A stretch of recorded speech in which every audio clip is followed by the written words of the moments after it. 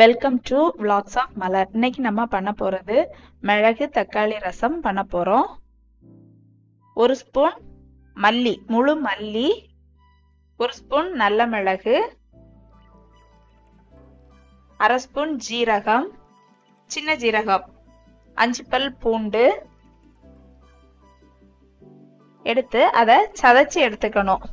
மிக்ஸில எல்லாம் போட்டு இடிச்சு பொடி பண்ணி எடுக்கிறத விட நீங்க சதைச்சி பண்ணும்போது அது டேஸ்ட் நல்லா இருக்கும்.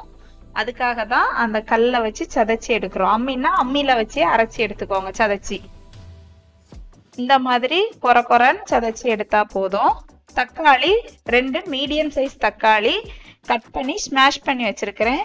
ஒரு சின்ன துண்டு புளி, சின்ன நெல்லிக்காய் அளவு புளி தண்ணியில ஊற வச்சிருக்கிறேன். தக்காளி நிறையவும் புளி கம்மியாவும் எடுக்கணும். பாத்திரம் வச்சு எண்ணெய் ஊற்றி எண்ணெய் காஞ்சதும் கருவேப்பிலை போடுறேன். ரசத்துக்கு கடுகு சேர்க்க மாட்டோம். கடுகு சேர்த்தா டேஸ்ட் டிஃப்ரெண்ட் ஆகும். எண்ணெய் போட்டு கருவேப்பிலை ஃப்ரை ஆனதும் நம்ம இடிச்சு வச்சிருக்கக்கூடிய மல்லி, நல்ல மிளகு அதெல்லாம் சேர்த்து ஜீரகம், பூண்டு சேர்த்துட்டு தக்காளியும் சேர்த்து நல்லா வதக்கி கொடுக்கணும். அதோட பச்சை ஸ்மெல் போகிறது வர.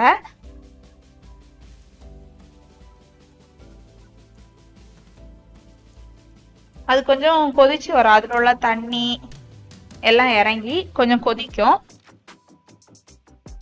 கொதிச்சுட்டா அதோட பச்சை ஸ்மெல் எல்லாம் போகும். அந்த ஜீரகம் பூண்டோட பச்சை ஸ்மெல் எல்லாம் போகிறது வர நல்லா வதக்கி கொடுக்கணும். அரை டீஸ்பூன் மஞ்சள் பொடி, அரை டீஸ்பூன் வத்தல் பொடி ஆட் பண்ணிக்கணும். அந்த தண்ணியெல்லாம் கொஞ்சம் வத்தி வந்ததும் இது 2 பொடியும் ஆட் பண்ணி நல்லா வதக்கி கொடுக்கணும். வதக்கிட்டு கொஞ்சமா கொத்தமல்லி இலை தூவி கொடுத்து அதையும் நல்லா மிக்ஸ் பண்ணி வதக்கி கொடுக்கணும். வதக்கி கொடுத்துட்டு புளி நம்ம ஊற வச்சிருக்கிறோம்ல அந்த புளி தண்ணியை ஊற்றி கொடுக்கணும். ரசத்துக்கு எப்பவுமே தக்காளியை விட புளி கம்மியாக எடுக்கணும். அப்போதான் ரசம் டேஸ்டாக இருக்கும். தேவையான அளவு உப்பும் ஆட் பண்ணி ரசம் கொதிக்கக்கூடாது. அதில் நுரையா மேலே வரும். நுரையா வர ஆரம்பிச்சதுமே கொத்தமல்லி இலை போட்டு ஆஃப் பண்ணிடணும். ரசம் கொதிச்சுதுன்னா கடுக்க தொடங்கும். டேஸ்ட் டிஃப்ரெண்ட் ஆயிரும்.